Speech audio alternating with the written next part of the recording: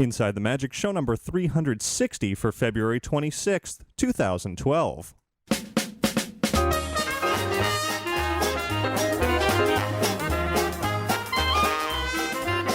It is Sunday, February 26, 2012, and this is show 360 of Inside the Magic. And as always, I am your host, Ricky Briganti. We do have another great show packed with Disney and theme park news and a whole lot more fun. And before we get started with all of that, I invite you to visit our website over at InsideTheMagic.net. There you'll find all of our podcasts, as well as videos, photos, news, articles, and so much more. And if you ever have any news, tips, or questions, you can always write to me at Ricky@InsideTheMagic.net, or you can call and leave a message at 407-494-4ITM. That's 4486. And now, let's get on with the show.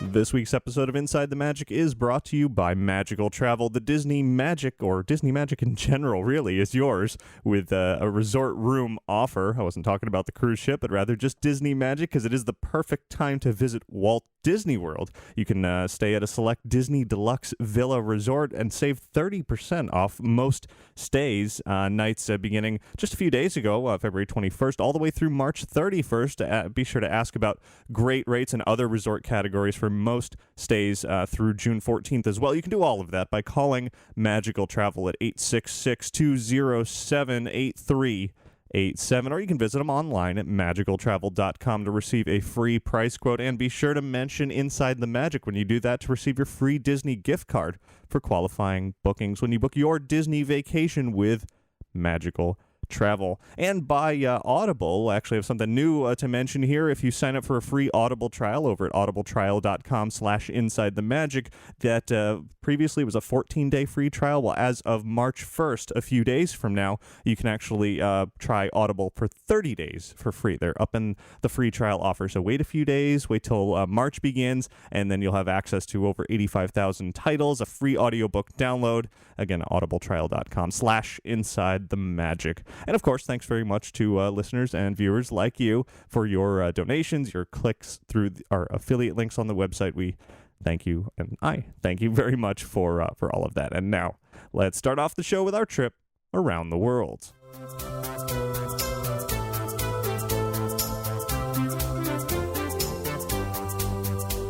So here we are, Oscar Sunday. The Academy Awards are tonight in Hollywood. I've seen so far, as of the time of recording this, all but one of the Best Picture nominees. I've seen 8 of the 9, and I plan on seeing the 9th very shortly after I'm done recording here. And so far, out of the 8 of 9, I don't really anticipate my opinions changing here. I have liked Hugo the best of the bunch, though The Artist was extremely entertaining. A movie I would definitely watch again, and I have a feeling that one's going to take home the big prize. The Best Picture Oscar, but I don't know. We'll have to wait and see. There were definitely some that I didn't like so much, some that I really, really liked. And as I mentioned last week, we've got a new website. It's called FilmGeekTweets.com. It's basically where myself and the Dawes brothers, Jeremiah and Josh, we are posting our film reviews in 140 characters or less, the Twitter restriction for the number of letters that can be in a tweet.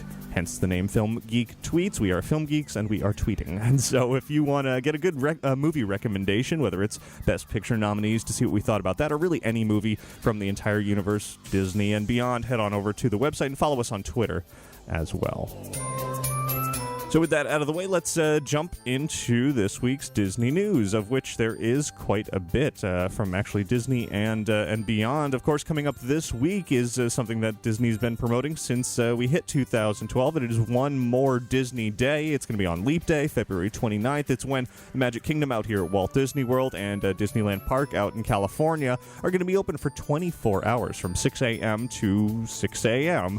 And it seems like Walt Disney World's not doing that much special. They are going to have a extra parade, a Main Street Electrical Parade at midnight, an extra showing of The Magic, The Memories, and You at 5:30 in the morning, and maybe some surprises here and there. But really, Disneyland seems to be the ones who are really going for it and having a lot to offer that is not normally part of it.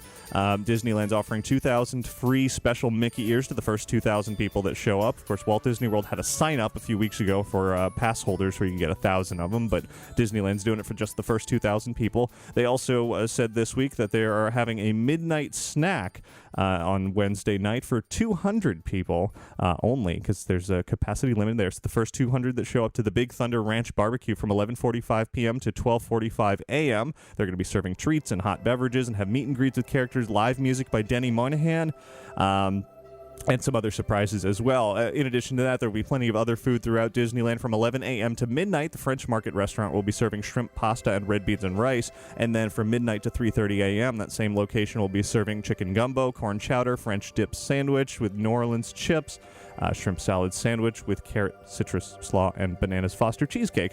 And then the Blue Bayou will be serving as well from 4 p.m. all the way till 3 a.m. for a little bit a heartier meal. They'll have a fancy roasted bourbon shrimp stuffed with Dungeness crab mousse served with angel hair pasta and a spinach, smoked tomato habanero artichoke sauce. That's a mouthful. They'll also be serving a prime eye of round with 2 quail eggs, roasted cauliflower, and potatoes, Brussels sprouts, and a Cabernet sauce. And boy, you know, if you eat all of that at 3 in the morning, you're going to sleep shortly thereafter. You're going to have a full stomach. You're going to be up for nearly 24 hours, and I have a feeling you'll just find a bench to curl up on and fall asleep there in the park. Disneyland's also going to have Cafe Orleans open from 11 p.m. to 5 a.m., serving their former breakfast menu, which is normally not part of the offering. So if you're a fan of that, you can enjoy that on Wednesday as well. So a lot of good stuff at Disneyland for one more Disney Day, and I will be there off and on out here, not at Disneyland, but out here in Florida at the Magic Kingdom. I'm going to show up for the very early morning welcome ceremony at 5:50 in the morning. I'll probably hang around for an hour or two after that. Then I've got a regular day ahead of me where I won't be in the park. I'll just go off and have my usual business working day or at Lanyard Lab, and then following that, I'll probably return to the park maybe midnight, 1 in the morning, 2 in the morning, I don't know, for the late night rare hours that you normally can't be in the park, and we'll see how long I stay awake from there. So anyway, I'll be there. Follow me on Twitter and on Facebook. I'll be posting whenever I'm there. Maybe we can have a little meetup at some point.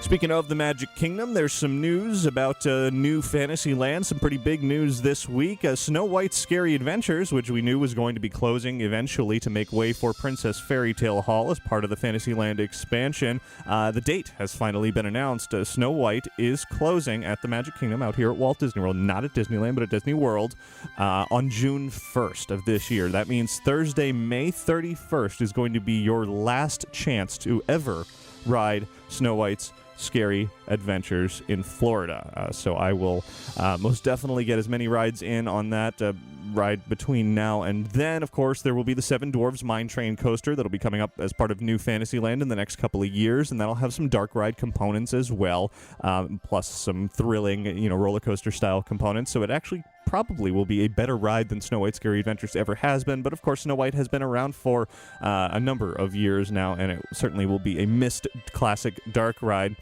In addition to that, Disney has announced officially that the first areas of Storybook Circus as part of the New Fantasyland expansion will be open by the end of March. That is, it'll be half of Dumbo, the Fantasyland train station, part of the Walt Disney World Railroad, and the Barnstormer returning with the Great Goofini. So all of that by the end of March, and then no specific dates for the rest of New Fantasyland yet. Beauty and the Beast area with the Be Our Guest restaurant and the Little Mermaid should open by the end of this year, but they haven't said specifically when that will be quite yet.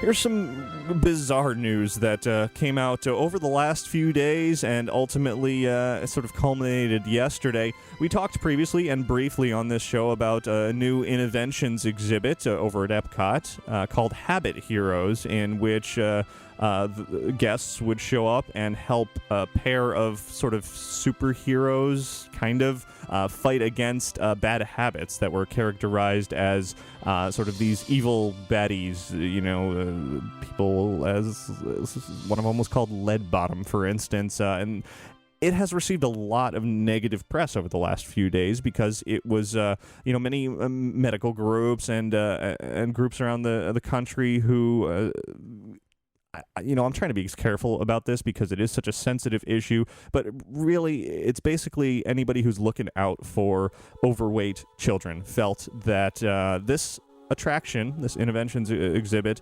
Habit Heroes, was shaming overweight children into feeling bad about themselves, the fact that they are overweight, and really not driving the message home properly about how and why you should lose weight. And as a result of all of that, it seems Disney has now closed the exhibit as of yesterday, which I think is both good and bad. I'm not sure this exhibit should have ever opened in the first place. If that is indeed the case, that it makes a poor job or does a poor job at addressing the issue of obesity in the country, which is certainly an increasingly problematic problem. But at the same time, it is a little bit disheartening to know that all it takes is a few special groups to call that they are being offended by a Disney attraction for Disney to then turn around and close it. Now, Disney is claiming that the attraction was simply in soft opening and they're bringing it down to make some adjustments, but it seems like that's unlikely. It seems like they are closing it directly as a result of the negative press that has been going on.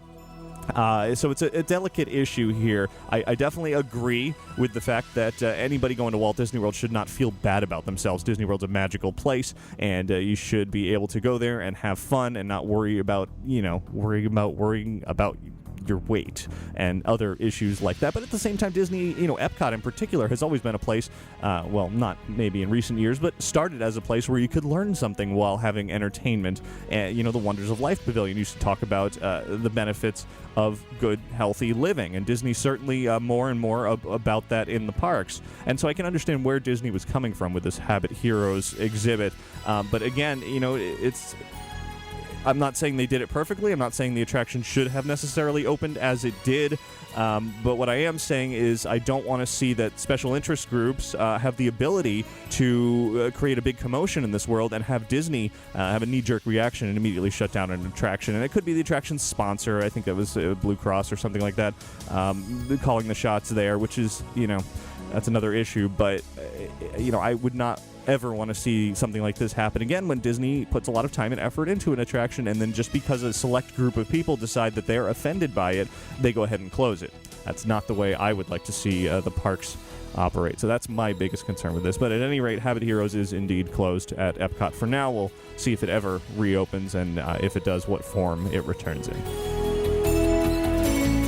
Moving on from there to something that's entirely positive. Mobile Magic is an app that has been available for a few years now, first debuted on the Verizon network back in 2009. Well, now this week, Disney has made Mobile Magic available across networks for all iPhones for free on iTunes. You can now go to iTunes, search for Mobile Magic, download it, and it will offer theme park wait times, show times, fast pass return times and availability, character information, GPS-enabled maps, and much, much more, all completely free. It is an official application for the Disney parks out here in Florida as well as California. Definitely worth a download. Now, when you're outside of the parks, it doesn't show specific wait times. It just shows see now or moderate or things like that. Then when you get in the parks, it uses GPS to realize you're in one of the parks, and then it will unveil the full wait time. But it's definitely a useful app that, I used it when it was on just the Verizon devices, found it to be incredibly handy in the parks, and will definitely enjoy having it now for free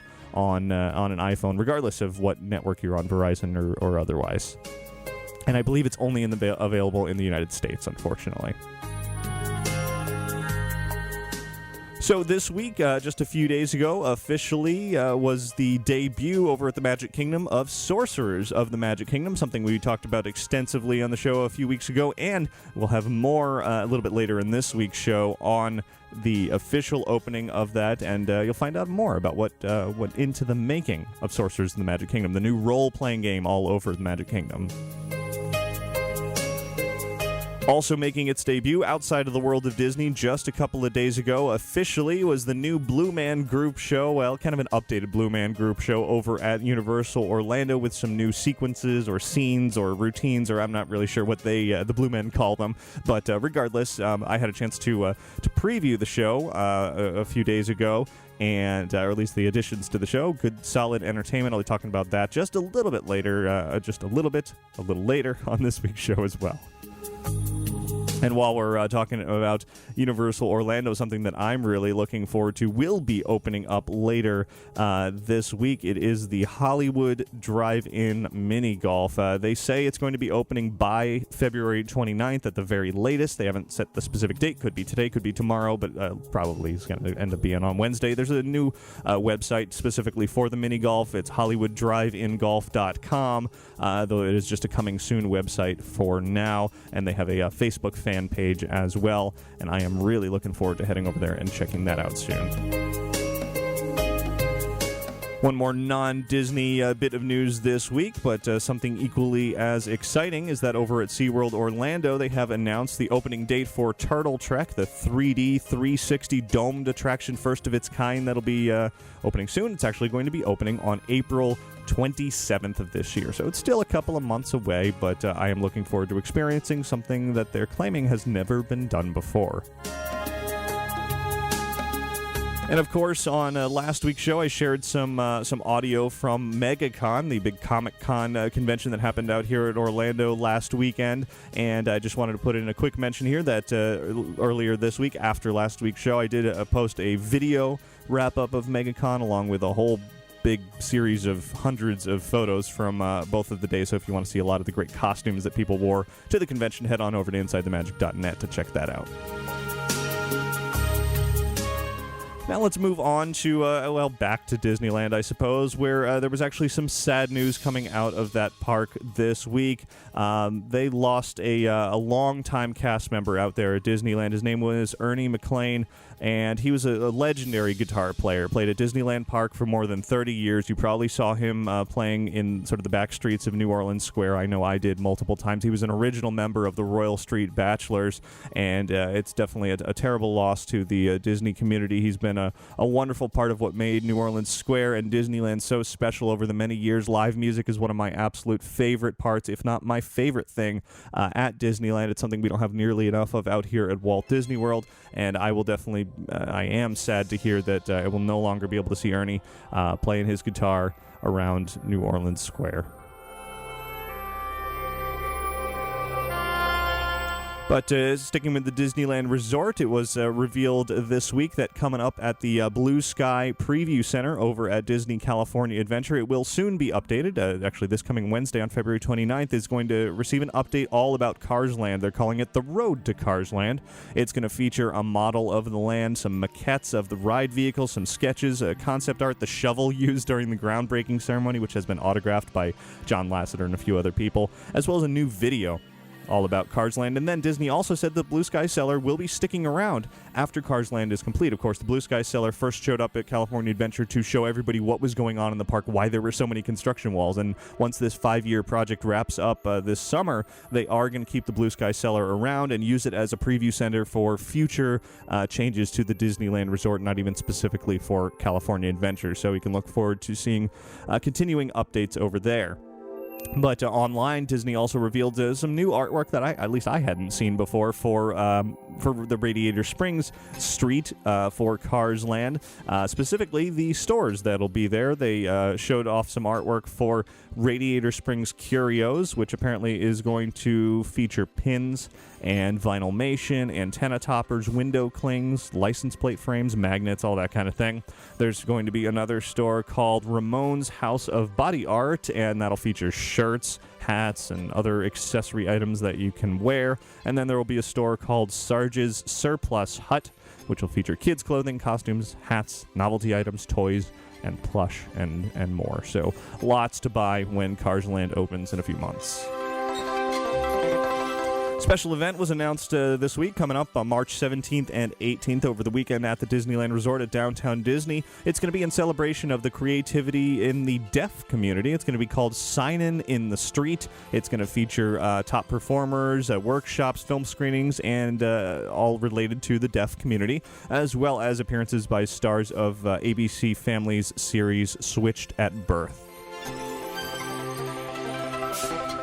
Let's turn to the Disney Cruise Line here briefly, just to mention that the Disney Fantasy, the newest ship in the Disney Cruise Line, is currently making her transatlantic voyage to the United States, headed en route to New York for the christening on March 1st, which ultimately then she'll be coming down here to Florida to sail on her maiden voyage on March 31st out of Port Canaveral. Well, along the way, over at DisneyCruise.com and on YouTube, and I've posted them on InsideTheMagic.net as well, cruise directors Ray and Brent from the Disney Fantasy have been posting some updates, not live from the ship. They seem to be pre-recorded, but at least they're updates along the way, kind of previewing what's going to be on board, the new things that'll be on board the Disney Fantasy. Definitely some videos worth watching, some new fun footage of the Muppets interactive game that's going to be aboard, and a whole bunch of other things. So head on over to InsideTheMagic.net if you want to see all that. Let's turn to the world of movies now, where there's a little movie out there that Disney's been working on for quite some time called John Carter. Huge blockbuster movie for, it's opening very soon, just a couple of weeks from now, March 9th. And a lot of mixed reviews so far. Well, not reviews, but a lot of mixed thoughts on John Carter in the promotion of it and the potentially poor marketing that Disney has done. You know, back at the D23 Expo, a lot of people watched the clips that Disney Studios showed off about John Carter. Were not entirely thrilled with it. Well, I can't say a lot right now, but I saw John Carter a couple of nights ago. Unfortunately, my full review, there's an embargo on it. I can't tell you the full review about John Carter until it comes out on March 9th, and I most certainly will do that then, both at InsideTheMagic.net as well as on this show a couple of days later on that Sunday, March 11th. What I will say now is that John Carter is a good movie, and you should see it. That's as far as I can take it. I'm just not supposed to say any more, unfortunately, but I feel the need to say that now that I have seen it, just because of all the bad publicity that it has been getting, from myself included. So there it is. Wait a couple of weeks for my full thoughts on that film. And speaking of John Carter, here's something I can say, because it's a little extra added bonus if you plan on seeing John Carter on midnight IMAX screenings the day it comes out. There's some free stuff you can get. More specifically, a poster, a commemorative poster, is going to be given out. Artist Mondo has created this nice sort of Mars space landscape poster. Really nice looking poster. So if you want to grab one of those, go see John Carter midnight IMAX screenings. And speaking of posters, this week Disney released the new poster for Tim Burton's upcoming film Frankenweenie, and just judging by this poster alone, I would want to see this film. Of course, I know more about the film that makes me want to see it even more, and it's just Tim Burton, and I see everything that Tim Burton does, but definitely looks like Frankenweenie is going to be an excellent film when it comes out. Continuing with some movie news, here's a surprise this week that director Edgar Wright, he did Scott Pilgrim and Shaun of the Dead, apparently has been hired by Disney to direct a motion picture, a full film version of The Night Stalker, starring Johnny Depp as reporter Carl Kolchak. Of course, Night Stalker was originally a TV movie made into a series back in the 70s. Very, very popular. There was a sort of failed attempt at remaking it into a new TV series a few years ago, which I thought was, it was all right. But with Edgar Wright involved directing and Johnny Depp playing the lead, I think it will definitely be an interesting remake. I don't know if you can call it a remake, but a revisiting to The Night Stalker that I'll be looking forward to for sure. And final bit of news here, one last bit of movie news. Writer Aaron Kruger, recent work includes Transformers Dark of the Moon and Scream 4, has been hired by Disney to work on their Explorers movie, as it's now being called. This movie was originally called a Matterhorn movie, that it was going to be based loosely on the Matterhorn attraction. Well, now apparently the scope of this project has been expanded to well beyond that. Yes, there will still be adventurers heading up into the Alps and finding a Yeti or two or three or however many Yetis they find, but it's not apparently tied to the Matterhorn attraction any more than what I just said. So there it is, and that will do it for your news from around the world this week.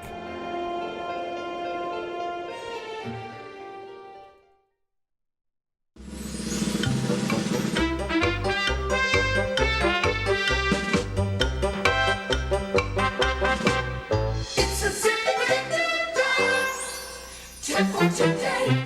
And this week's tip comes in from Mark, who writes, "This may be obvious to many regular park guests, but we've been going for many years now, and we were caught out on the Walt Disney World parking lot trams. If you're bringing a double stroller, sit in the front row of each cart. This row, although not any wider than the others, is a double row. The seats are facing each other, and that way you can rest your double stroller on the other seat, although it may annoy your fellow guests." Well, Mark, that's an interesting tip. Definitely that one with the seats facing each other would be a good place to help you maneuver your stroller. You, of course, do have to fold and secure your stroller in any way that you can, but you're right in that row offers you a little bit more flexibility and room to kind of maneuver around there. I don't know that you should set up the stroller or put it resting on the seat, but at least you can kind of help it lean and, have enough room to maneuver yourself around and deal with your especially a double stroller more easily than if you were in one of the regular rows. I know strollers are a pain for everybody, whether it's you're the one that's carting it around or if it's other people looking at, "Oh, here comes that guy with the stroller again," that kind of thing. So anything to make stroller life around the parks easier is a good tip.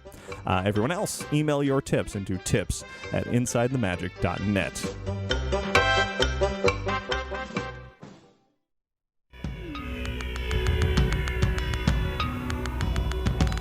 Now, I don't want to spend too much time talking about this because I've got a great interview to share here in a few minutes, but I do want to put in a mention here and a few thoughts about the new updated Blue Man Group show over at Universal Orlando, only because I had never seen the Blue Man Group show before. In fact, I still have not seen it in its entirety, but I did have a chance to attend a preview recently of the new updated features and scenes that were part of it, and I found it to be thoroughly entertaining. Seeing commercials and ads and, promos for Blue Man's for so many years now. They've been at Universal Orlando for, 4 or 5 years now, and I just never had the desire entirely to go see it.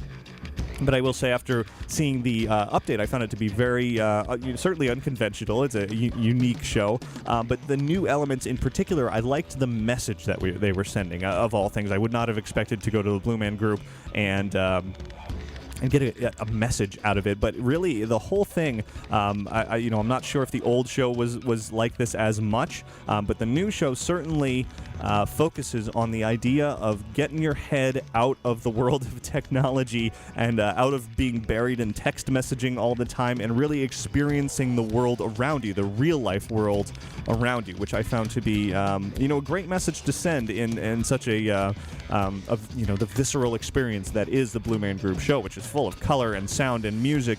And, of course, it's ironic that I say that because we're talking about me sitting in front of a computer right now, recording a podcast, whether you're watching this later on YouTube, watching it live in the chat room, or listening to it on your iPod. All of those things are basically what the Blue Man Group is saying that you should not necessarily do all the time. That go out, live life, do something out in the real world, and experience it with your own eyes rather than staring at a screen. So, I don't say you should do that all the time, but I did appreciate Blue Man's message. Let me talk a little bit more specifically about the new features in there. The biggest of which, literally, are their JiPads, as they're calling them, gigantic iPads that appear on the screen, which I found to be, an amusing sort of gimmick gag, a sight gag, or whatever you want to call it. It was definitely entertaining, and I actually want to share a little bit. This was out of all of the 45 minutes worth of show, which is about half the show that I saw. This was, in my opinion, the best example of all of this that I could share for both an audio and a video podcast, because not all of it, translates entirely to audio that well, because it's just a lot of music in the Blue Man show. But I thought it would be definitely worth including here, just so you can get a sense of what this new JiPad sequence of the Blue Man was all about. So I'm going to play that for you now, and then I'll talk just a couple of more minutes afterward about Blue Man, and then we will move on. So here's a little bit from the new and updated Blue Man Group show at Universal Orlando. Start to create a rhythmic background for your life.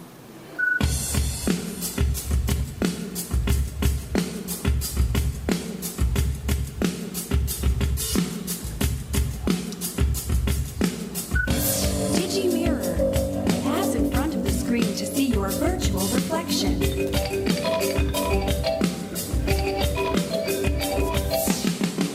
Digitizer. Pass behind the JiPad screen to to digitize yourself.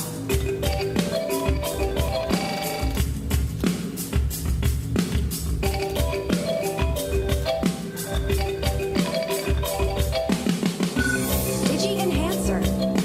Pass behind the screen to enhance yourself.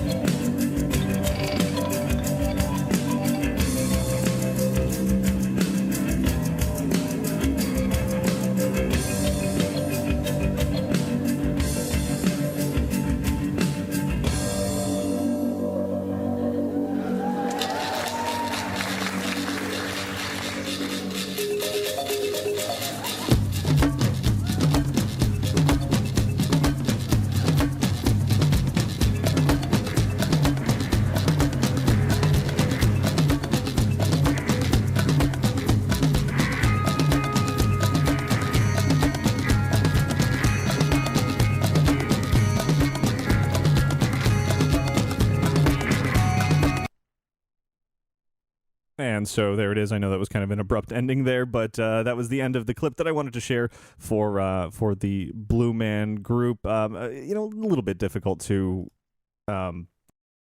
translate that into an audio podcast, but certainly for those of you who were watching the video version of the show, you got the gist of the comedy and the physical comedy that was involved there, and that's kind of consistent with the rest of the Blue Man experience. Certainly a lot of great sight gags to be found throughout the show, and I do recommend seeing it. It's as I said, it's one of those shows that it was just kind of in Orlando, and I was just like, Blue Man, whatever, I'll see that someday. But now that I have had a chance to see it, is a little pricey. It's about $70 at least for a ticket for an adult, but it is like a 90-minute show with a lot of great visual treats. Parts of the new show, particularly the finale, are some pretty stunning sequences. There's some great gags throughout the show, but the finale is really where it erupts in crazy dancing and colors and all kinds of surprises. So, definitely something that I would recommend going around to seeing if you're looking for something new, some different sort of entertainment in Orlando. You've done all the rides, you've done all the theme park shows, and maybe you've even seen Cirque du Soleil over at Downtown Disney. You're looking for something different. Give Blue Man Group over at Universal Orlando a try. It was far more entertaining than I had anticipated it would be. And the live music is I'm always a sucker for live music as well, and almost all of the music played at Blue Man Group is live. So definitely enjoyable. That's all I will say about that. Of course, you can find out more at the Blue Man website as well as at Universal Orlando's website. And if you want to see more of a preview, I've got more video and photos over at InsideTheMagic.net as well.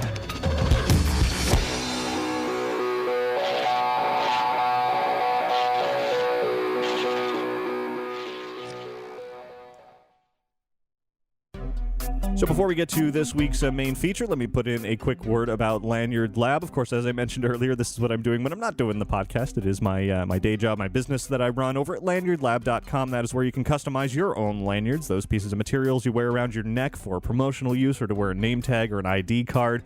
You can click on Get a Quote over on the website. Submit all your details to us, colors, text, logos, whatever you want to put on a lanyard. We'll email you back with a price quote for your design, along with a proof showing you just what your lanyard design will look like when it's a lanyard. And you can do all of that over at lanyardlab.com. And I want to say a big thank you to all of the Inside the Magic listeners and viewers who have done that. We have had quite a good number of inquiries from all of you and many purchases as well. So I do want to say a big thank you to all of you who have been now customers at lanyardlab.com.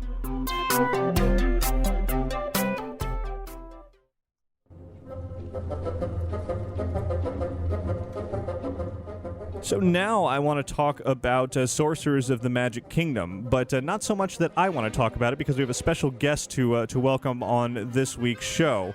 And, we previously have talked about Sorcerers of the Magic Kingdom and what it is. As a quick refresher, it's basically the new role-playing game over at the Magic Kingdom, in which you enlist, as it is over in the fire station in Town Square, is where you sign up. They'll give you Sorcerers of the Magic Kingdom trading cards. These are spell cards that you then take around with you to various magic portals around the park, battling villains who are trying to take over the park. And along the way, you see plenty of new animation, lots of sounds, and you interact with it by holding up your spell card and battling villains at each one. It is an ongoing game. You can play little by little, doing quests here and there in different lands, or you can play through the whole experience all at once and have several hours worth of entertainment as well. And it is, as of this week, as of February 22nd, it is officially open. It has debuted officially at the Magic Kingdom. It is no longer in testing, and as such, since it is in its more or less final state, I wanted to learn even more about what it took to create Sorcerers of the Magic Kingdom, and there was no better person to speak to than Walt Disney Imagineer Jonathan Ackley. He's the project producer and creative director at Walt Disney Imagineering for Sorcerers of the Magic Kingdom. He has worked on a number of interactive games that you would certainly be familiar with over in the parks and even beyond. And, there really was not a better person to speak to about not only what Sorcerers of the Magic Kingdom is, but also what was put into creating it and what the future of the game is as well. So I do want to welcome him to the show right now. Jonathan, before we get started in talking about your latest Disney project, Sorcerers of the Magic Kingdom, can you tell me a little bit about your own background in game design? Sure. I pretty much right from the start, I worked at LucasArts as a programmer, a producer, and a game designer. So I worked on a number of the classic LucasArts adventure games for maybe 7 or 8 years, as well as other sort of minor game companies. But then following that, worked at Lego Mindstorms, working on the robotics software for their Lego Mindstorms robotics kits. And then I was in Walt Disney Imagineering Research and Development for several years, working on interactive television, designing, programming, and producing those. Got heavily into mobile, worked with Disney Corporate New Business Development to found the two Disney-themed cell phone services, which was a project that was a lot of fun. And sort of through my experiments in mobile, came up with the Kim Possible World Showcase Adventure just as a prototype to sort of try and, provide some new media guidance to the company on how they might use mobile in the park. And that prototype proved so successful that it was decided to be productized. So from there, I became a producer of theme park attractions, doing Kim Possible, partnering with another producer on that one. And then also headed up the design for the Leonardo Challenge at Tokyo Disney Sea, and was the concept designer for the Midship Detective Agency, and now Sorcerers of the Magic Kingdom. Excellent. Producer and creative director on that one. Perfect.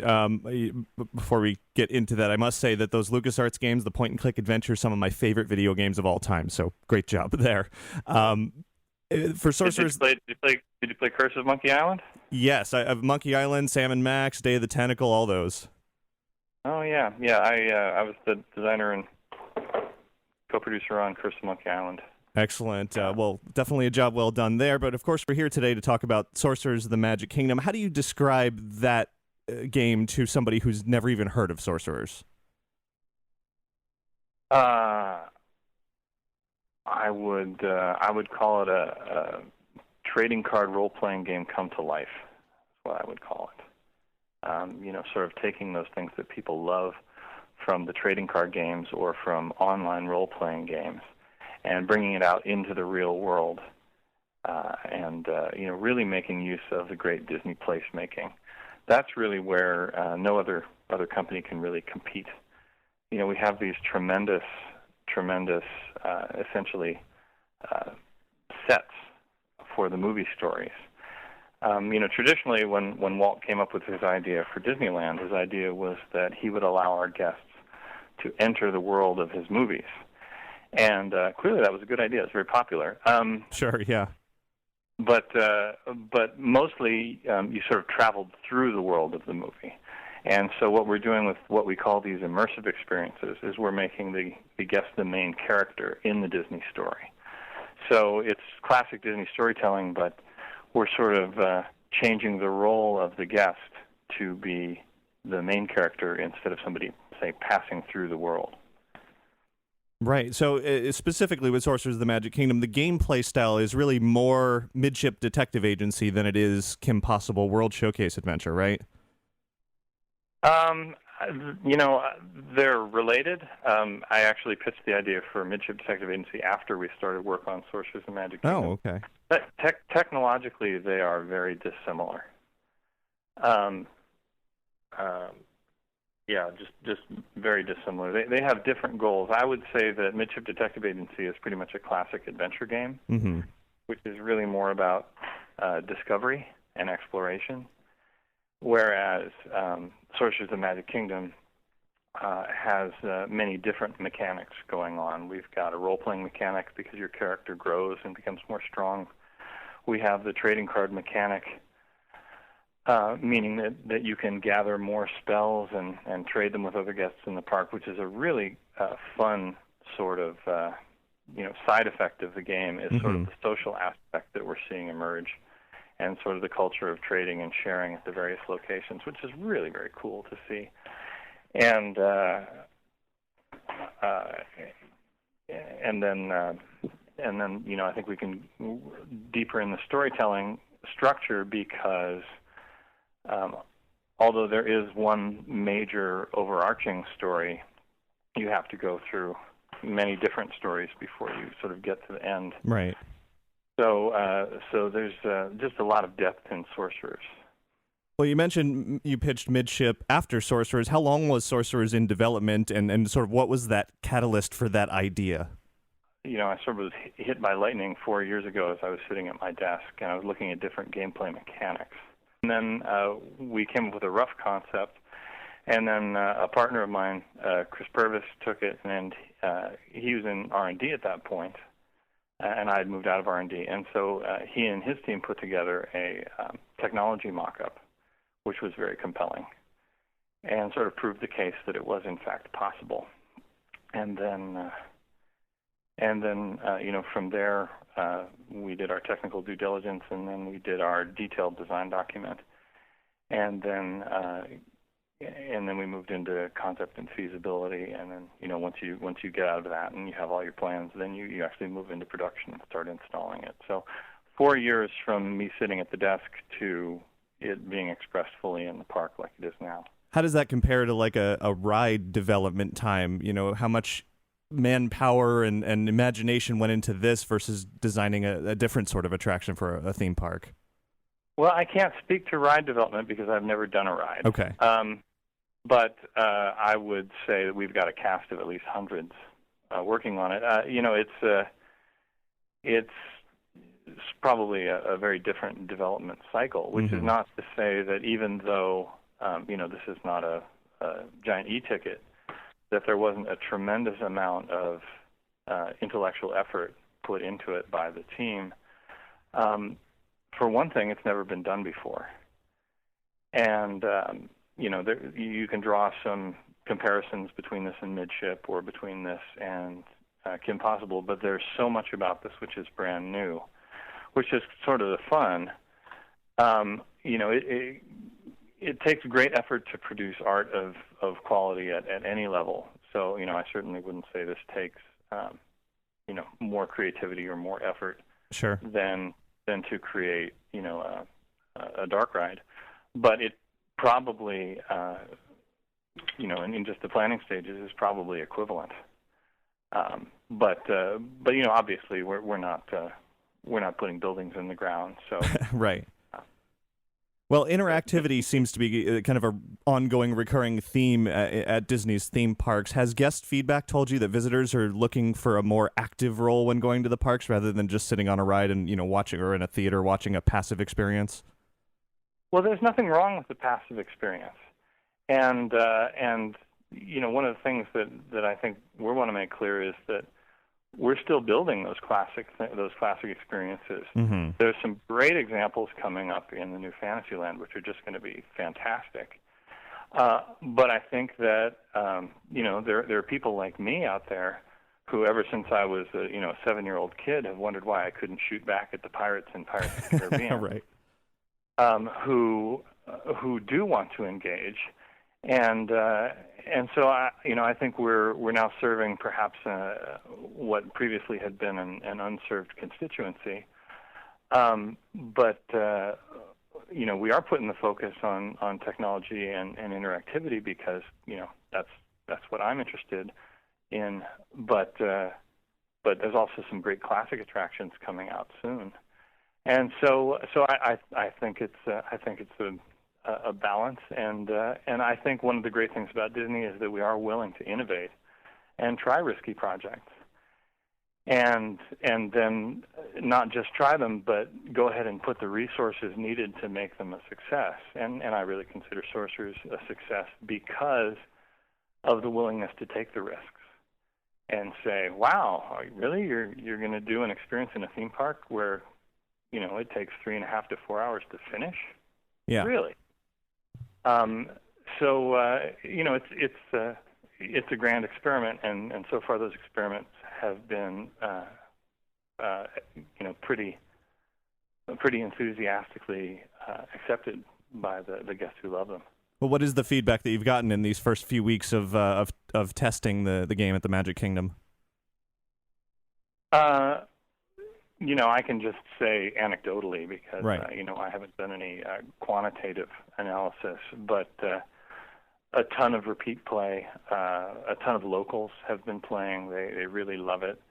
The response from collectors has been enthusiastic. There are people who just really want to collect all 70 of the cards in the spell deck, and I think it's building a community of these traders and these sorcerers, and so from everything I've seen, people are really passionate about the experience.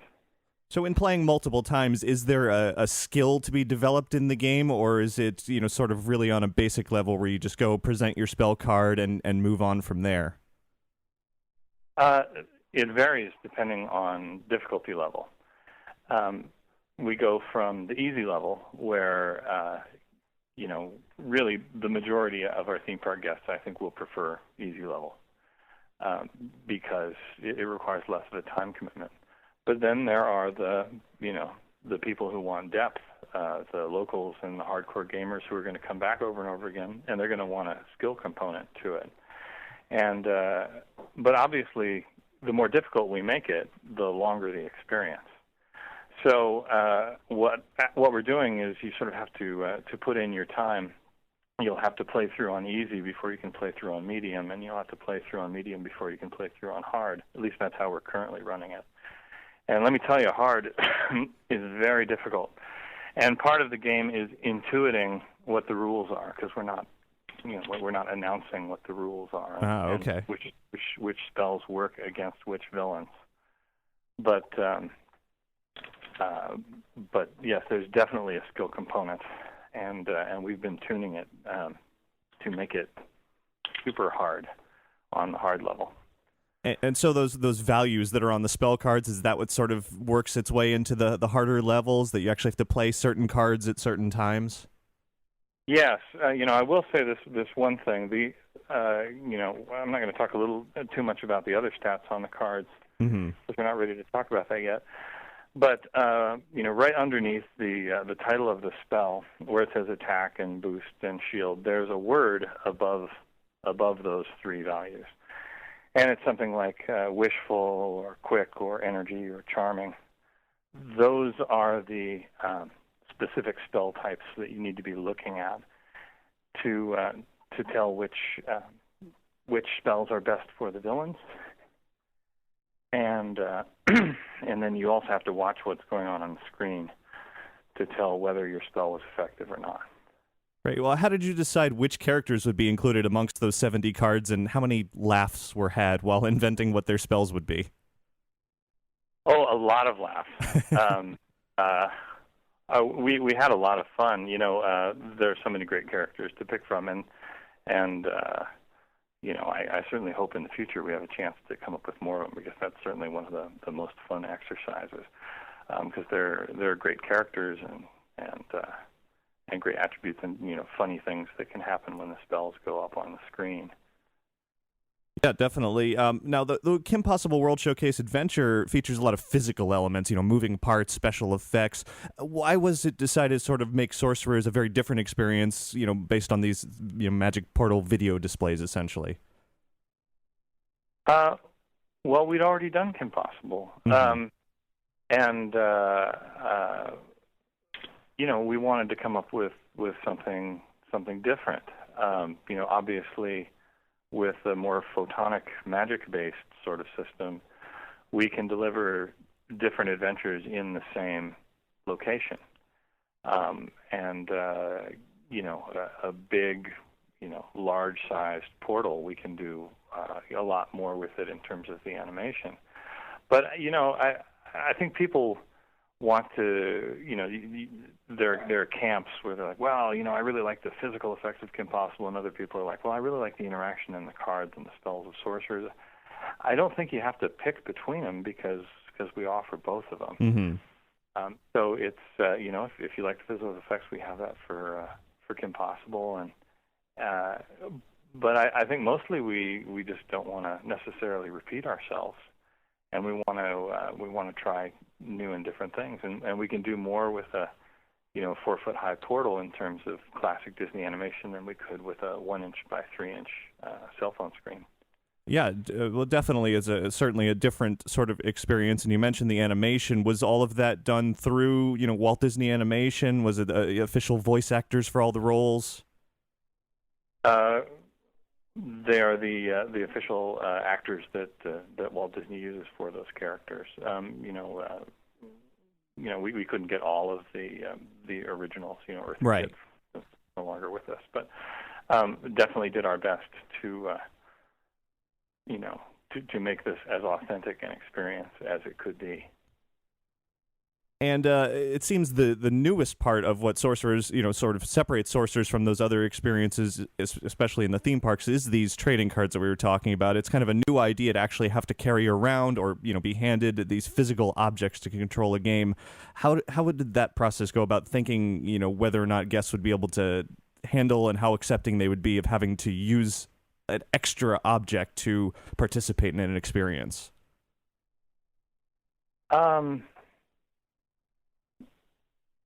Sometimes as a designer, you just sort of make a guess as about what's appropriate for the physical space. Like, we knew that over a certain age, people were able to handle, an electronic communication device and mm-hmm. a communicator for Kim Possible.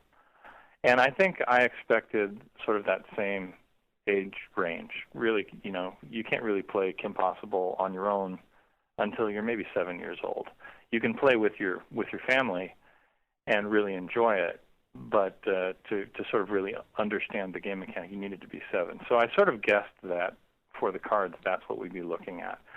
But then when you roll it out and you're walking through the park and you see 3-year-olds casting the spell card, and you see this, and they're having a great time, and they're squealing and they're jumping up and down, and they're excited because they've beaten this character that they've watched on their TVs at home before.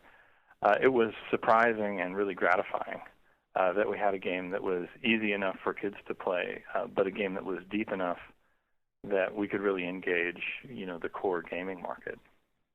Those who have played Sorcerers so far, there's a couple of concerns that have been brought up repeatedly. One is sort of the noise level created by each of these portals, and the other is the lines that are forming in front of them. Are there plans to kind of tweak that and address that to make it a wholer, better experience? Well, in terms of the lines, we've pretty much address that. You can have lines of 2 or 3, and occasionally you'll have lines longer. The Magic and the Sorcerer system actually actively distributes people to where they should be, but we have this unfortunate thing called human free will. And so if they stop for a half hour to have lunch and then they come back in, it's not like putting people on a conveyor belt and move the building. You can manage it. And when I have seen lines recently, they go away after 5 minutes because the Sorcerer system recognizes that there's a backup, and then they move people out of the way, and the line is gone. Earlier in the testing, which is why we test, we discovered that we had some values in the system which did cause people to stack up. And we're like, wonder why it's doing that. And then, our developers suggested, if you just tweak this one thing. So we did, and magically the lines go away. There are other techniques that we use. All the missions are designed so that we can drop out one of the story points without actually affecting the overall story. So we can shorten the experience when required. And there's some other things that we're doing, which I don't really need to get into. Sure. And secondly, from the audio point of view, the audio mix was really only done very recently. And I don't think that currently they're at a level that are going to distract anybody. It's a very noisy park, and pretty much right now they're tuned so that you can only hear them when you're standing right on that circle of power. Early on, it was louder than it is now, and you read things and you hear things, and there are these concerns, and I think what I hope that people understand is that the concerns they have for the park are the very same concerns that we have developing attraction, and that we're not just megalomaniacally thinking about the attraction that we're installing. We're looking at the whole Magic Kingdom experience and trying to improve it for everybody. So we have park art directors and sound technicians and sound directors, and everybody's concerned with making sure that the levels work for the experience and don't impinge on the park itself. Great. The future of Sorcerers of the Magic Kingdom, do you see it expanding to New Fantasyland, Tomorrowland, maybe even a home gameplay aspect of it? We haven't really announced anything, and I've been focused just on making, version 1.0 as good as it can be. So, maybe now that it's done and we can sit back and rest a little bit and look back and see what else we could do with the system, maybe we'll look at that. Are you still tweaking it, or is it sort of in its finalized state right now? Well, as Walt said, Disneyland will never be done. Right. It's not like as Imagineers we put something in the park and then walk away and say it's your problem now. I think we'll continue to look at it, and if we need to make changes, we'll make changes. One final question. There's a video game out there, very popular game, Skylanders, that uses a little magic portal at home and these sort of action figures that you would put on there. I know a lot of people have said they would love to see something like that come out of Disney. I know you said you haven't made any announcements. Have there been any consideration to moving beyond trading cards, or is that really the focus of Sorcerers? I don't really know what Skylanders is. Okay. So I can't really comment on it. Right now, Sorcerers is a playing card game, right? So that's as far as I've sort of envisioned it. Sure, great. Well, I certainly look forward to going back and playing it. And as you said, there are lots of regulars who have been doing it quite often. I'm sure it's very fulfilling to see it all finally rolled out in the park after 4 years of development and installation. Yeah.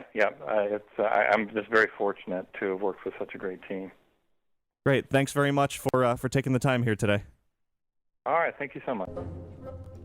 And that was Jonathan Ackley, the man essentially responsible for Sorcerers of the Magic Kingdom. It was his idea 4 years ago, as you said. It's been in development for quite some time. You know, we've heard of the Midship Detective Agency. We've seen that. We've seen Kim Possible. But Sorcerers has been in development for even longer than the Midship, which is interesting. And it's great to hear, many of the things that Jonathan said there about, the way that they've tweaked the system over the last few years to make it improvements and really address the concerns that so many fans have had with regards to its impact on all of the lands around the park, with regarding lines and the volume levels and all of that. When I first reported on Sorcerers on its first day of testing a number of weeks ago, there were many concerns to be had, and it does show that Imagineers are certainly paying attention. As he said, they're not, they have the same concerns that everybody else has with regards to the parks. They're not out there just to throw any kind of a project into the parks without any thought as to what it will do and have an impact on everything else. So that's, I think, what everybody's biggest concern about Sorcerers is. And then, of course, there's plenty of fun to be had there as well. And I found it incredibly interesting to hear a little bit about what it takes to move to those harder difficulty levels. Now I have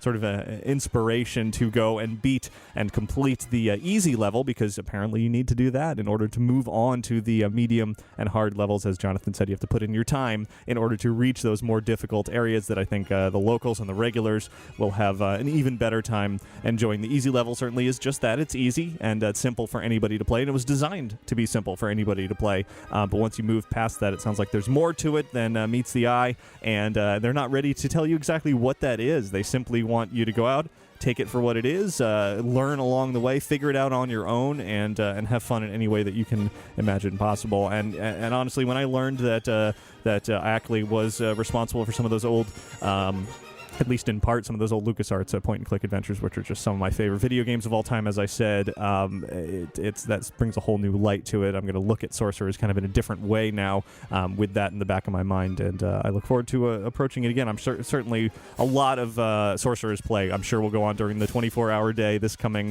Wednesday and in the future, and it'll be fun to see where interactivity goes in the future of the park. So thanks again to Jonathan Ackley for taking the time to talk to me here on Inside the Magic.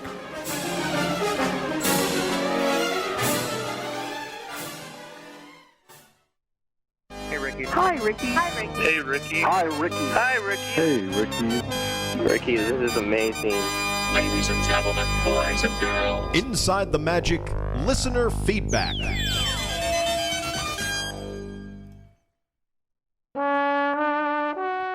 So we're about an hour into the show now. Normally would be the time when I say, yeah, let's just skip the listener feedback this week and go for another week, but I did that last week, and as I said, as I was counting earlier just before the show, I've got a ton of email piled up here from people who are eagerly awaiting replies, and I do want to get to as many as possible. I don't know that I'm going to be able to get to all of them this week, but let's just jump right into it. So here's an email from Keith, who writes, my wife and I live in Ohio, but are huge Disney World fans. I was thinking about buying an annual pass for next year because I looked, and with the rate hike on the one-day passes, the annual ones equal about 5 days admission to the parks. I just read that you can get discounts on rooms as well. Do you know what the discounts are? We love staying at Pop Century. Just wondering if it'd be worth it. Well, Keith, definitely that is something that I recommend always considering, is looking at the price that you would be paying for a ticket, the price you'd be paying for your hotel, and the price of an annual pass. It is often a good recommendation to go ahead and buy that annual pass just for the sake of getting a discount on a hotel, because it really could balance out your entire cost of the ticket, or at least in part, and there's a lot of numbers to be worked there. Unfortunately, I can't say exactly what the discount would be, because that does vary by the season, by the month, by the day, by availability, by the hotel. There's just too many variables to consider when talking about annual pass discounts for hotels. The one thing you do have to be careful with when considering that is the availability, because there's a limited number of rooms at each hotel that they offer at those discounted rates for pass holders, for Florida residents, for whatever it may be. So you have to try to book as soon as you can, and be sure to keep calling and checking back and go to the website or whatever and look for those discounts. But yes, definitely a good thought to be had there. Annual passes can offer some great deals on the hotels. Next up, an email from Alicia, who writes, let's see, she says, thank you for always getting to my emails so promptly. Well, sorry about that, Alicia. I think I've been sitting on your email for a couple of weeks now. Regardless, she says, I'm bringing my 2-year-old twins on their first trip to Walt Disney World, and Dumbo was originally going to be open on the last day, March 8th, and as you know, Dumbo will not open until March 12th, but Magic Carpets of Aladdin will be closed at the same time. Why would Disney have the two rides, which are most aimed at toddlers, closed at the same time? I know there's Triceratops Spin and Animal Kingdom, but that doesn't make me feel better. In your opinion, what are the odds they would have a soft opening for Dumbo a few days prior to its official opening? Well, Alicia, unfortunately, with the most recent information, Disney's saying the first part of Storybook Circus, which includes half of Dumbo, will be open in late March. So it's a little bit a mixed message right now. If you check the online Magic Kingdom calendar, you're right. It does say that Dumbo is going to be opening around March 12th or 13th or so. But then, according to Disney, it's not going to be until even later in the month. So I really, unfortunately, can't even say one way or the other at this point. It's possible that you won't even see Dumbo open on the 12th. It may be later in the month, or maybe the calendar is correct and Disney's just not saying that because that's going to open, and then the rest of the Storybook Circus, I don't know. It's unclear at this point, as is the rest of New Fantasyland, unfortunately, as to why Disney would close Magic Carpets of Aladdin and Dumbo at the same time. Well, Dumbo is part of a bigger project, certainly something that's been ongoing for quite a while now. Dumbo's been closed for, I don't know, at least a month now. Magic Carpets of Aladdin, I assume it's just going to be going down to have a standard refurbishment. Those refurbishments are often scheduled and planned many, many months in advance, and just the two have sort of overlapped, I suppose. Dumbo really was supposed to originally reopen earlier this month, and I if they had planned for that and if they had worked that out, then it wouldn't run into this problem. So it could just be one of those bizarre scheduling things, unfortunately. But there's a lot of attractions at the Magic Kingdom, so even though you won't be able to hop on those two spinning rides, there's always Astro Orbiter, another similar sort of ride, though much higher up in the air, and many other rides that your toddlers surely will enjoy. Next up, an email from Brandon, who writes, I recently booked my visit to Disneyland. When we called the Disneyland Hotel to book a room, they said all of the renovations at California Adventure Park will be open to the public the first week of June.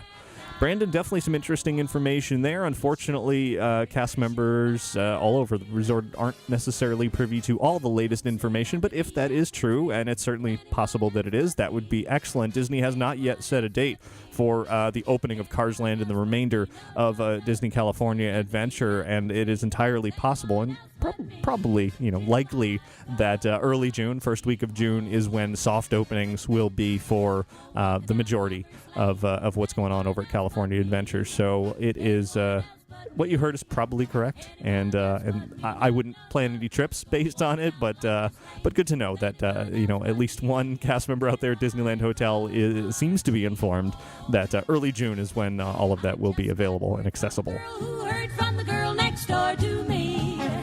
And let's see, next email from Anthony writes, we'll be at Disneyland for the 24-hour extravaganza on February 29th and are concerned about the crowds. We would like to go over to California Adventure midday and then go back to Disneyland Park for the all-nighter, but we are worried the park may reach capacity, not allowing to re-enter. What are your thoughts? This is a really tough call. I think out here at Walt Disney World, there will be no capacity issues at all. It's a very different crowd out here, mostly tourists out here. Yes, there will be a lot of locals showing up and a lot of people traveling just for that. I don't anticipate Magic Kingdom filling to capacity at any point during the 24-hour day, particularly not the late night. However, Disneyland is its own unique, community around it. It's a lot of locals out there, and the ability to come home from work on a weekday and then have some downtime, eat dinner, and then go to the parks until the wee hours of the morning could be quite enticing for a lot of locals out in California, plus all the Disney fans and everything. I don't think it'll reach capacity. A lot is required for that to happen. Usually that only happens on major holidays. So in my opinion, I don't think it will, but I can't obviously say for sure. I don't think you'd have a problem going over to California Adventure midday and then returning to Disneyland Park toward the end of the day. You probably shouldn't wait until California Adventure closes, because at that point, everybody in that park is going to go over to Disneyland. You might want to exit out of California Adventure an hour or two before it closes to ensure you get back into Disneyland. Again, I don't think there would be a problem, but just in case, that would be my recommendation. Next up, an email from Pierre, who writes, just got back from Disney World last week, had a great time. Just wondering what your thoughts are on the Disney Vacation Club. Do you get any feedback from your listeners on this? Well, Pierre, hopefully you had a great time here at Walt Disney World. I'm sure you did. And, I don't have a lot of thoughts on Disney Vacation Club personally because I'm not a member. It's not right for me being a local. I certainly love staying in Disney hotels, but just the way that I travel, it doesn't work out to make any financial sense for myself. But I know we have a lot of listeners to Inside the Magic who swear by Disney Vacation Club. They absolutely love it. If you travel to the parks, particularly go to California and Florida, and even want to go beyond that and to some of the other properties around the world, you can trade your points, etc. And you do a lot of traveling on a yearly basis at least, then it may be worth buying into because, once you make that initial commitment and investment, it really does, make it a comfortable situation to travel and stay in some really, far nicer experiences than your standard sort of one big room hotel usual experience. So it really is a personal decision based on your own financing and your own travel habits. And, so there it is, Disney Vacation Club. And now I've got a voice message from David. Hey, Ricky, this is David calling from Birmingham. Just listening to show 358, and first off, love the show, and my wife and I would usually go down to Disney World about 2 to 3 times a year. Well, now we have a newborn, so unfortunately that's going to put us going back to Disney for another year or so. So we will hit the parks hopefully around, when the crowds for the new Fantasyland have maybe kind of ebbed a little bit. I want to leave a comment real quick for you. Personally, I think that Test Track is completely overrated. Responding to the overrated, underrated question, I think Test Track, the last part of Test Track is fantastic. Everything leading up to it is a little boring in my opinion, so I look forward to the renovation on it. And also, I think that the underrated, probably one of the most underrated attractions in all the parks in my opinion, the Flights of Wonder show in Animal Kingdom. Everybody walks right by it, going from the safari over to Everest and back again, never stopping to look at the Flights of Wonder. It's a great little show. If you've never seen it, you should see it. And also to address the question where people are going, or the couple who's doing the the resort hopping, one little tip, if you collect pins, if you're a pin collector like my wife and I are, it's great to hit the monorails in the evening because Polynesian does a pin board from 5 to 5:30, Grand Floridian does theirs from 6 to 6:30, and Contemporary has 2, and they do theirs from 7 to 7:30, and I personally think Contemporary has some of the best shops in all of the parks, in every one of the resorts. So if you're interested in pin trading, you can definitely hit those pin boards, 5 to 5:30, 6 to 6:30, 7 to 7:30 at the Polynesian, the Grand Floridian, and the Contemporary in that order. And also, I would definitely suggest eating at the boardwalk and going there at night because the boardwalk at night is fantastic. Anyway, great show. Look forward to the next one, and have a magical day. Thanks. Thanks very much for that call. Lots to be thought about and talked about in all of that. Some good tips in there. I wasn't even aware of those pin boards at the resort, so good to know there. And good thoughts on your underrated and overrated attraction. Though I would personally disagree. Not with Test Track. Test Track, I agree, it needs an update, and it is getting an update within the next few months toward the end of summers when it'll be reopening with the new sort of theme, and I look forward to that greatly. As far as Flights of Wonder, though, I'm just not a big animal theme park show person. I've seen Flights of Wonder, and I would not call that underrated by any means. Maybe if you're, I guess if you're the type of person who really enjoys that type of theme park show, then it is an excellent version of an animal-based theme park show, certainly. The comedy, I'm not really a big fan of the characters and the comedy in the show. I think the birds are very impressive in what they do and the other animals, but for me, it's one that I can skip all the time. I've seen it. Yeah, I only needed to see it the end. So, but yeah, thanks for joining in that conversation. Money we really don't need. So let's see. Next email comes from Graham, who's asking, what is going on between It's a Small World and the Haunted Mansion, where the Skyway used to load in Fantasyland? The whole area is blocked off. Graham, great question. It's something I probably should have mentioned more often here on the show, and I just haven't. Disney has definitely been doing some major construction between, as you said, the Haunted Mansion and It's a Small World. There's that whole area over there where the former Skyway building was. They demolished that building, and it seems that there's a major project going on there that maybe we don't know everything about.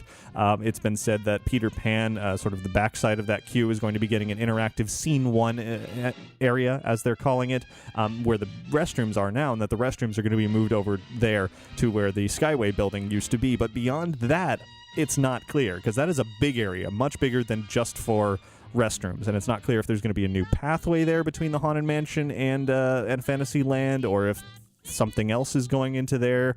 It is definitely not clear, but there's definitely quite a big sort of flattened area behind construction walls that seems to be now part of the ongoing, Fantasyland changes, and we'll watch it closely to see what's going on over there.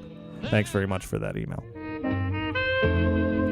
Next up from Bernadine, she writes, Disney Store will be celebrating 25 years of making dreams come true on March 28th, so look for in-store special events and get a limited edition 25th anniversary Vinylmation piece. And on Earth Day, April 22nd, if you take 5 plastic shopping bags in for recycling, you can get a free chimpanzee reusable shopping bag.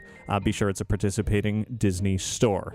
Bernadine, thanks very much for those tips. It's always good to hear the Disney Store is doing some fun events to celebrate a variety of things. Definitely check with the Disney Store first, because not all of them participate. Joey writes in, says, I was listening to listener feedback recently about Disneyland in 1957, and I wanted to tell you, if you get the DVD of Walt Disney Treasures, Disneyland Secrets, Stories, and Magic, you can check out some history of Disneyland, 1955 to 2005. I have the DVD myself and highly recommend it. Joey, I do too.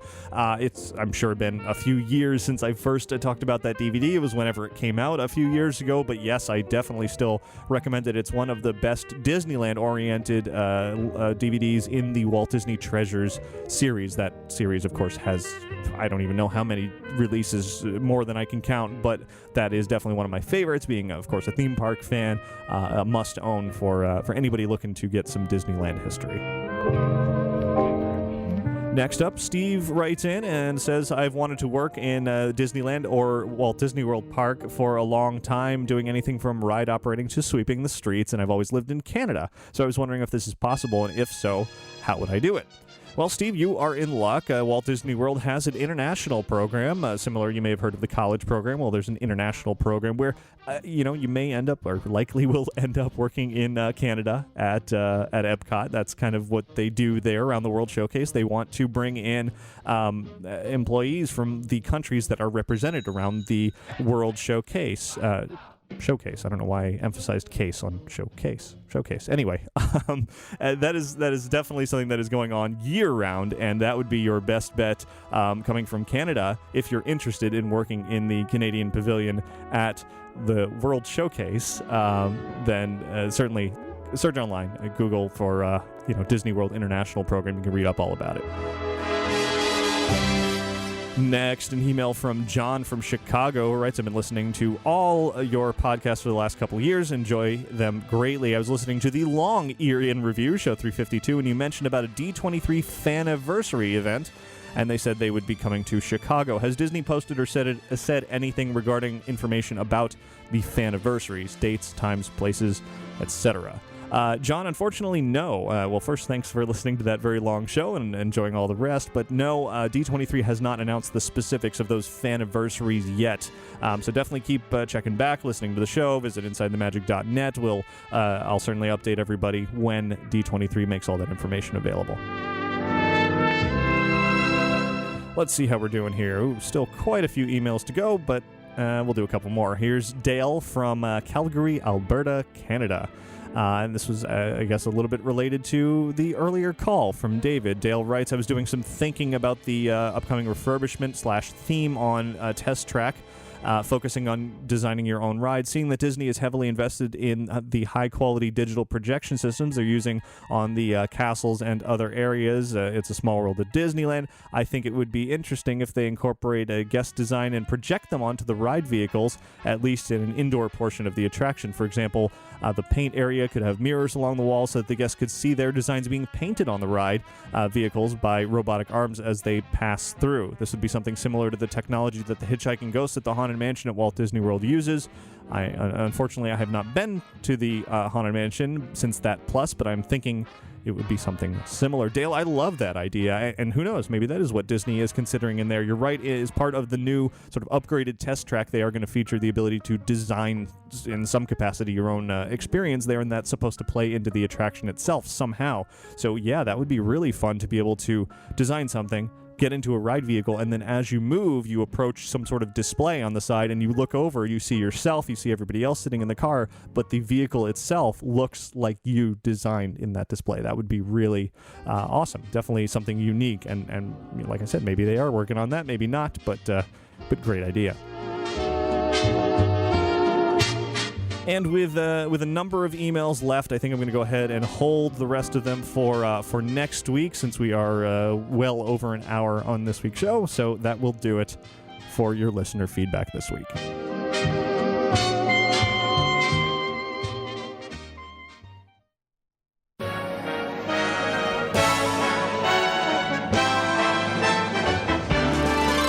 There's a great, big, beautiful tomorrow. And that about wraps up show 360 of Inside the Magic. Good show, I think. I hope you enjoyed the interview with Imagineer Jonathan Ackley, all about Sorcerers of the Magic Kingdom. I certainly learned a lot about it in talking to him. I have a greater appreciation for the attraction and what went into its development, and definitely really want to go back out to the Magic Kingdom to experience it more now that it is complete, and all the tweaks and the testing. Of course, they'll still be tweaking a few things here and there, but for the most part, it is essentially a finished, complete experience, and I look forward to advancing beyond that easy level and really challenging with the medium and what he says is an extremely hard level after that, and see if I'll be able to become a supreme sorcerer of the Magic Kingdom. I do want to thank Magical Travel for sponsoring this week's episode of Inside the Magic. You can find out more about their services by visiting magicaltravel.com. Also, I mentioned earlier, just in a few days, the Audible trial offer over at audibletrial.com/InsideTheMagic is being extended to 30 days instead of 14. So if you've ever been curious about downloading audiobooks, want to give it a free shot, that will be a good time as of March 1st. And, of course, we get a little bonus if you go through our link. So audibletrial.com/InsideTheMagic is where you want to do that. Today, of course, as I said earlier, is the Academy Awards, the Oscars later today. And I have seen most of the Best Picture nominees. I'm going to go see one more here in a few minutes, and I have reviewed all of it over at our new website, filmgeektweets.com. Those and many more movies in 140 character or less reviews. Check it out, follow us on Twitter, etc. And of course, visit InsideTheMagic.net. Between episodes of this show, it is your source for Disney and theme park news. Follow us at Inside the Magic on Twitter, Facebook, and YouTube, and check out our website for all the latest and greatest Disney and theme park fun as well. So thanks to all of you for listening and for watching each and every week. And for those of you who want to tune into a live episode of Inside the Magic, if you never have, InsideTheMagic.net/live is the place to do it on Sunday afternoons. No specific time. Just follow us on Twitter and Facebook to check that out. So anyway, that'll do it for this week's show. Have a magical week. Bye. At the end of every day, there's a great, big, beautiful tomorrow. Just a dream away.